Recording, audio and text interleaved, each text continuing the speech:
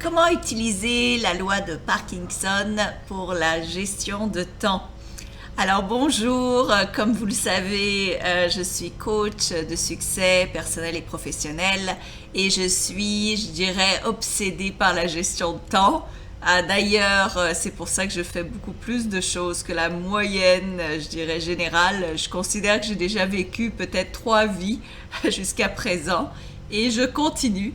Donc, j'aime partager mes connaissances sur la gestion de temps et j'aime aussi évidemment coacher les professionnels qui veulent gagner, sauver du temps.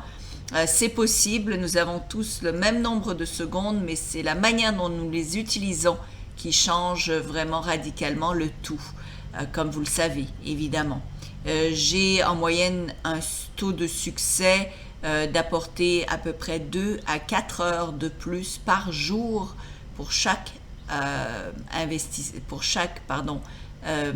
professionnel qui m'engage. Mais les gens personnels également peuvent gagner 4 heures, mais c'est surtout quand on travaille et surtout quand on travaille à son compte ou qu'on est gestionnaire d'entreprise où l'on veut justement être capable de faire beaucoup plus parce que plus on a de temps, eh bien plus on peut faire d'argent, évidemment. Alors, qu'est-ce que c'est que cette loi de Parkinson? Ce n'est pas la maladie, c'est une loi. Monsieur Parkinson, en fait, dans le début du siècle dernier, a découvert qu'il y avait une relation très,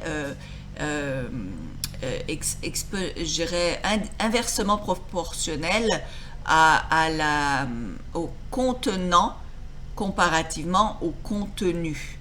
Donc, ce qu'il s'est aperçu, c'était surtout, on l'engageait en fait pour essayer de comprendre pourquoi, à l'ère de l'industrialisation, eh bien les quotas, les rendements arrêtaient en fait de grimper, même si on engageait plus de monde. Et donc c'était une question importante à se poser parce qu'à l'ère de l'industrialisation, évidemment, on avait besoin de plus en plus de gens dans les usines et ce qu'il s'est aperçu, Monsieur Parkinson, c'est qu'une certaine dimension d'usine va être capable d'être remplie à capacité et ensuite on peut mettre plus et plus de monde, mais ça n'amènera pas un plus grand rendement, peut-être même au contraire. Cette loi, en fait, cette découverte qu'il a eue, a maintenant énormément de répercussions, même si elle semble bien simple, presque simplette au départ, a beaucoup de répercussions, que ce soit au niveau de vos finances, au niveau de votre temps, au niveau même de vos capacités, je dirais, de votre ordinateur, votre téléphone, etc. Donc, qu'est-ce que ça veut dire cette histoire de contenu contenant? Alors en fait, bien simplement, si vous avez un verre d'eau à remplir, eh bien si vous prenez un grand verre, il y a de fortes chances que vous remplissiez le verre à capacité. Vous n'allez pas prendre un grand verre et remplir un tout petit peu d'eau à l'intérieur. Si vous voulez remplir moins d'eau, il y a de fortes chances que vous preniez un verre plus petit. Et même si vous n'avez pas de verre plus petit, ça va être difficile pour vous de prendre un grand verre et de le remplir juste à une fraction de sa dimension. Il y a comme quelque chose qui nous attire à remplir l'espace entièrement. Si vous, par exemple, vous louez ou vous achetez un 2 pièces, ben, ça va être très peu probable que vous ne remplissiez pas les 2 pièces avec des meubles. Et c'est aussi très peu probable que vous remplissiez tellement votre 2 pièces que vous ne puissiez même plus bouger dedans. Donc il y a cette espèce de loi mathématique qui dit que chaque espace donné va être rempli à pleine capacité.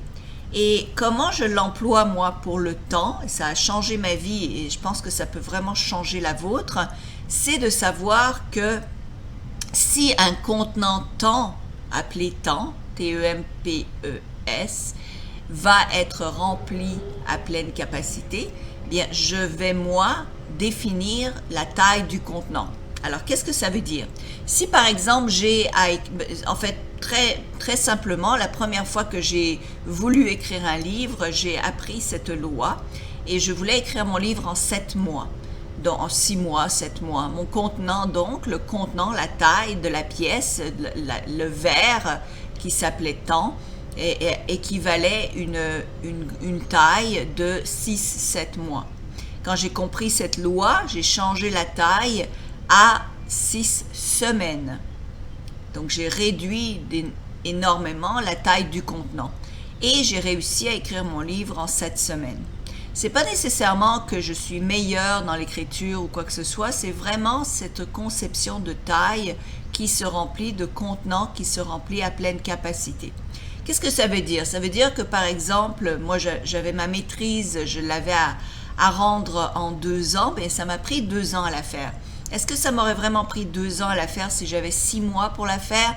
Je pense que j'aurais été capable très facilement de la faire en 6 mois. Surtout maintenant, quand je regarde en arrière, c'était juste 100 pages à écrire. Aujourd'hui, 100 pages, je peux écrire ça en 1 semaine, même pas. Donc, ça vous donne une idée que le temps est vraiment malléable et que c'est vous qui le contrôlez et non pas l'inverse. Donc, la prochaine fois que vous aurez un but à atteindre, bien, changez le contenant, changez la dimension, décidez de le faire en moins de temps et regardez ce qui se produit, ce qui s'opère. L'objection que je reçois assez fréquemment, c'est de me dire, mais Slavika, c'est pas possible parce que des fois, on dépend d'autres personnes pour atteindre un objectif, ou bien on va dépendre de certaines technologies. Donc, c'est pas vrai qu'on peut toujours atteindre le but en moins de temps si on se fixe moins de temps. Eh bien, moi, je vais vous dire que bizarrement, étrangement, ça fait des centaines de fois que j'utilise ce procédé et il n'a jamais raté. Bizarrement, les technologies, soudainement, j'en aperçois de nouvelles qui peuvent m'aider, ou bien de nouvelles personnes s'offrent à mon aide pour venir m'aider. Donc, je pense que si vous l'essayez, du moins, vous allez voir des résultats. Et si vous l'essayez assez fréquemment, eh bien, votre vie va complètement changer parce que vous allez être capable de réaliser des buts beaucoup plus rapidement. Et dans ce cas-là, bien, vous allez vous créer plus de buts et vivre une vie que je trouve plus intéressante parce que plus on a de buts et plus on réussit de choses, bien, plus notre niveau de bonheur augmente, plus notre confiance en soi augmente. Et donc, évidemment, on se sent mieux, on se sent bien. Évidemment, plus nos finances augmentent également. Alors, j'espère que ça vous aide. Si c'est le cas, s'il vous plaît, cliquez j'aime sous cette vidéo, partagez-la sur vos réseaux sociaux. Et si vous voulez m'engager comme coach, je n'ai pas toujours énormément de temps parce que je produis également des films au cinéma. Mais j'aime ça, aider les gens, c'est pour ça que j'ai créé mon site Attractitude. Donc si vous voulez m'engager, n'hésitez pas, surtout contactez-moi. Et si vous voulez avoir plus sur la gestion de temps, je vous invite à suivre un cours exceptionnel que j'ai traduit de plusieurs cours de Brian Tracy. J'ai travaillé avec lui sur un nombre de ses cours pour en créer un gigantesque que j'appelle la puissance du temps, qui sera en fait le seul cours dont vous aurez besoin à vie sur la gestion de temps. Vous employez ce cours-là et votre vie va changer radicalement. Et si vous voulez un coach pour justement vous aider à accélérer le rythme de changement, eh bien je suis là, je suis à votre disposition quand j'ai le temps, évidemment. Je vous adore et je vous souhaite une bonne semaine et à très bientôt.